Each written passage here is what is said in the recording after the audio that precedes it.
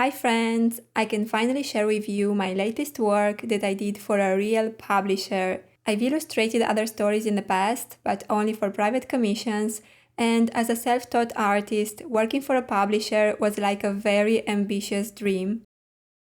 This is not a standard book, but more of a children's magazine, which is why I had such a short deadline. You guys, I had to do the cover plus 8 illustrations of different sizes in less than a month, and I eventually did it. I think meeting deadlines is the most important thing when it comes to working with publishers. It doesn't matter if you do amazing illustrations or if you are a famous artist.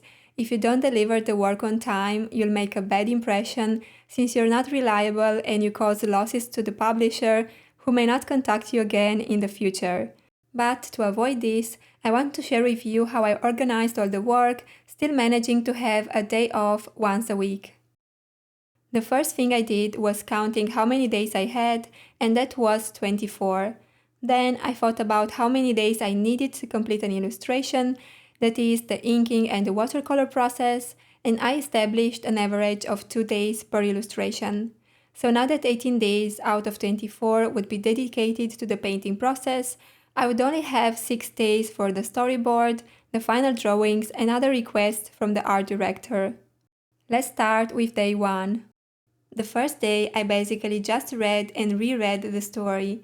It was written in French, which is not my main language, and although I do speak it and understand it very well, I still had to pay attention to this part of the process.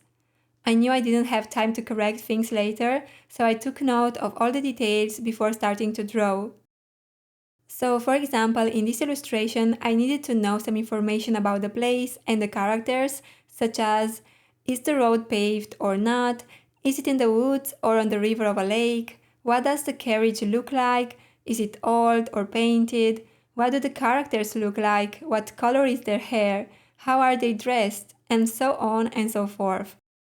I really suggest you to have a very good understanding of the text before proceeding with the drawing. It will make your life easier and save you time later. I decided to dedicate the next 3 days to the storyboard and the finished drawings. For this particular project, the art director didn't need a storyboard, but just the final drawings for revision. So I didn't have to compose a standard storyboard as might be required by other publishers, and I mainly did several thumbnails for every scene for my personal use. For example, I drew this scene 4 times before deciding which composition and perspective I liked best, while for this other scene I had a very clear idea in mind and I went with it.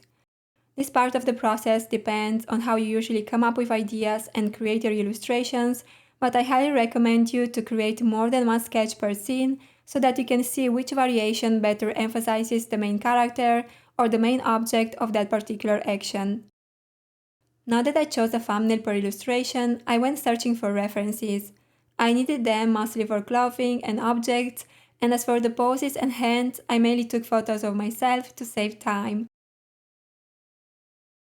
I didn't manage to do a full character sheet, but I eventually figured out the main features of the 3 main female characters, and that was it. I had to work very fast, and so I was excused. In the end, I took the thumbnails to Photoshop and finished the drawings there. My goal was to finish the 8 illustrations by Friday morning and get the approval by Friday evening.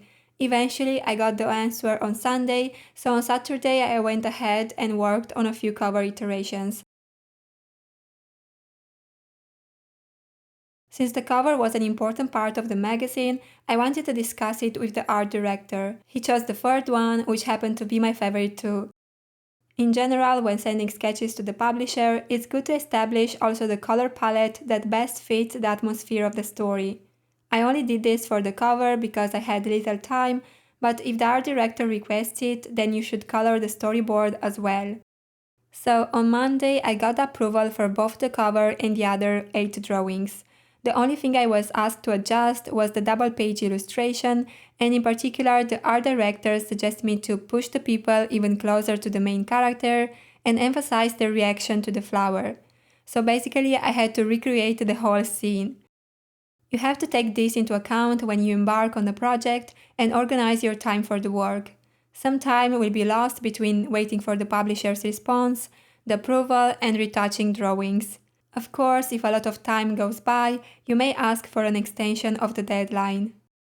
For me, the first week was the hardest one because it takes a lot of time and energy to interpret the story and come up with ideas for the illustrations.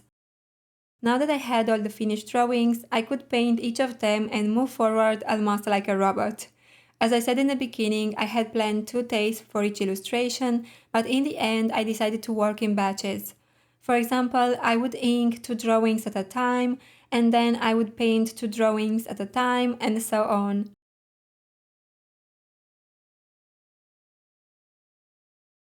If you work with watercolors, you know that you have to wait for layers to dry before going on top, so this helped me to not waste time. I eventually worked faster than I thought, so if I needed to repaint one of the illustrations, I could make it. Of course, when the deadline is so short and you're working traditionally, you don't have much time for corrections and everything has to run smoothly.